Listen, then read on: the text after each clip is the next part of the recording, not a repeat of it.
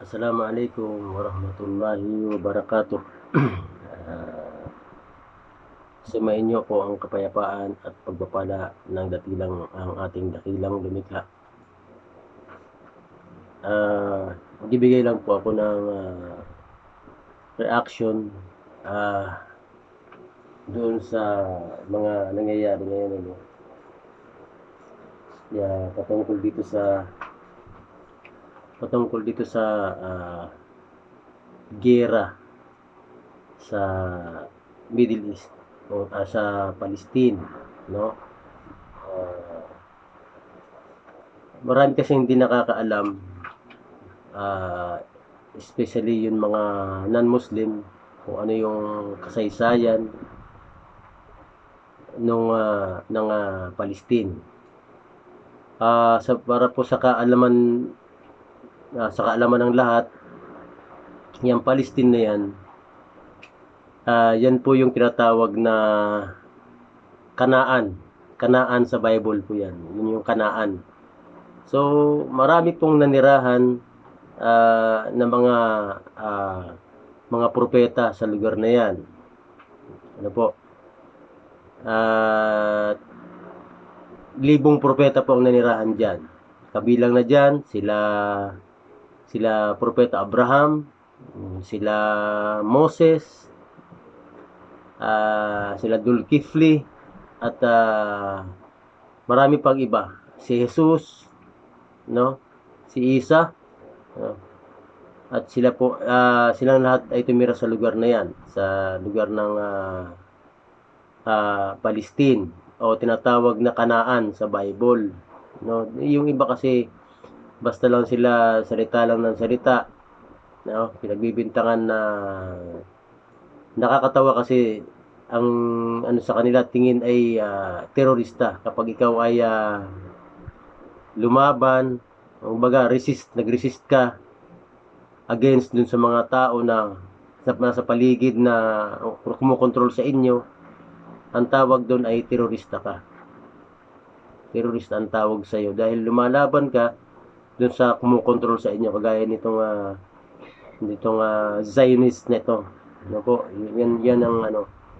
Hindi po naman kasi lahat ng Hudyo ng Diyos ay Jews. Yung mga Jews na yan, hindi po yung lahat against mo sa mga Palestino.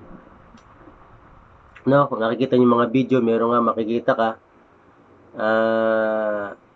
sumusuporta sila sa mga Palestino, yung mga rabbi na yan, yung mga nakakaalam ano sa mga history. Meron kasi maraming klase, maraming media, no, lalo na sa lugar na malapit sa lugar na yan ay mga bias. Hindi lang sa lugar na yan, pati sa lugar ng Pilipinas. Meron. At yung ibang media pa nga, no, hindi ko na lang babanggitin, ay nung nanungkulan si dating presidente Duterte, wala na rin sila, no, kasi kinalaban nila eh. So, yun lang, bibigyan lang natin ng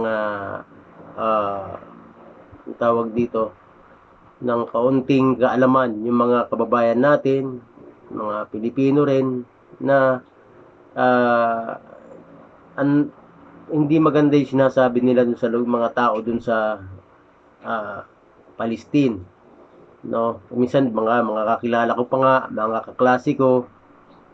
So dahil sa kamangmangan nila tungkol sa history ng lugar na yan, ay nagagawa nila yung kumakampi sila dun sa lugar na alam naman dahil hindi mahirap din namang sisihin kasi hindi nga nila alam yung history, basta na lang sila sa magsasalita, ilalabas nila sa bibig nila, terrorist yan, mga terorista dahil lumalaban doon sa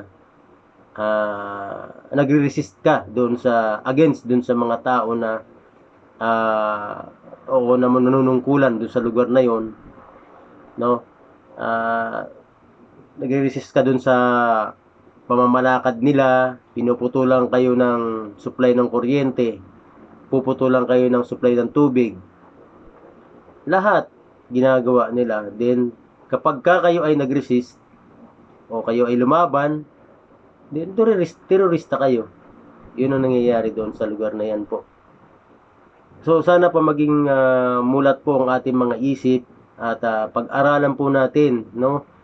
Yan po, ang daming mga Kristiyano na hindi alam yung history dyan.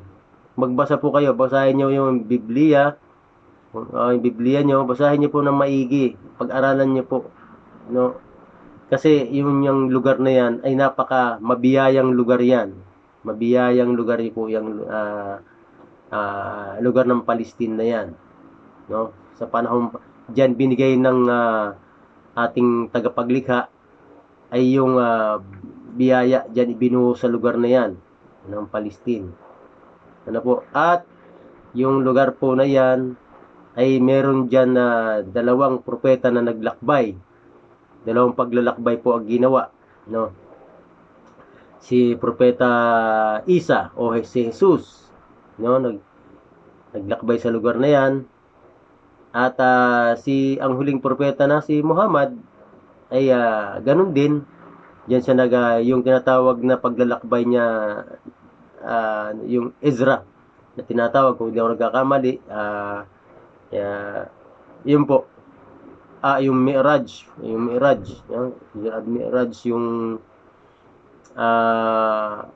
naglakbay siya na napakabilis. Ano po? So, binibigyan ko lang po kayo ng kaunting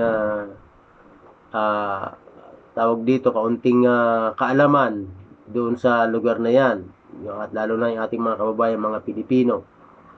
O, kung bakit. Tapos ngayon po, nagkakaroon po ng, tinan niyo po, ang daming nadadamay. Yung mo bata po, hindi, kung sa digmaan, hindi po sila dapat kasama doon na inaatake sila, no? So, nakakalungkot po na ganun ang nangyayari. Tingnan na po ang nakasaktan. Bata, kababaihan, no? Matatanda, kasama. So, hindi po siya dapat kasama doon sa nadadamay doon sa kaguluhan na yon, o doon sa giyera na yon, no? Sinasaktan nila, hindi po dapat ganon. Wala pong katuruan sa pananampalataya, o isisingit ko po yung pananampalataya sa Islam, ay wala pong ganon na katuruan na mananakit ka ng inosente. Hindi po yun katuruan sa relihiyong Islam, yung saktan mo yung inosente. No, ultimo nga po, langgam, kung may langgam doon na nakikita mo, hindi mo pwedeng tapakan yun na hindi ka naman inaano, di ba po? O ganun. Hayop man or halaman, hangga't maaari halaman, huwag mong saktan kasi may buhay. Ganun po yung ayaw ko po kung bakit ganon. Dahil nga dun sa mga siguro sa napapanood nila sa media, no, sa mga balita, no, lalong pinalalala ng mga bias na media, no. Meron nga po akong nag-comment ako dun sa isang parang Indiana yata yun na newscaster, no. Sabi ko sa kanya, bias ka.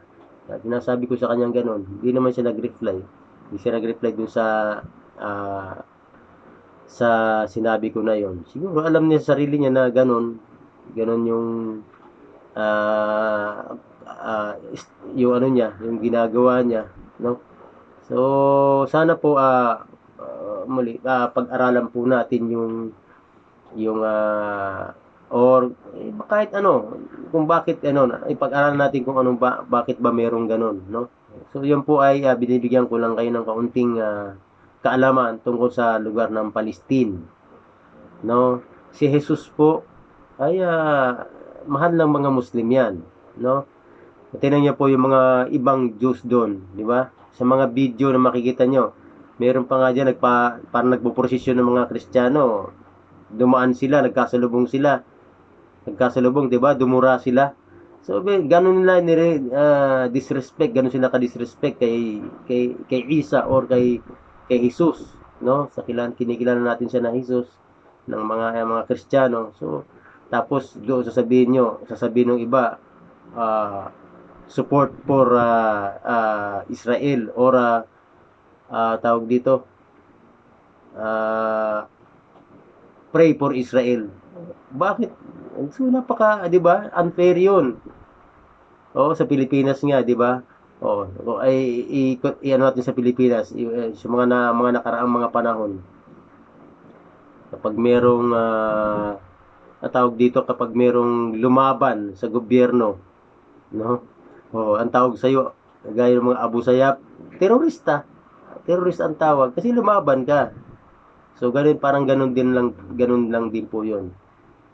So hanggang dito lang muna po sa mga video na sa mga susunod pa po ng mga video po, inshallah, pagkakalob ng Allah na magkaroon po tayo ng pagkakataon, gagawa po ulit tayo ng content. Assalamualaikum warahmatullahi wabarakatuh, at sumainyo ang kapayapaan at pagpapala ng dakilang lumikha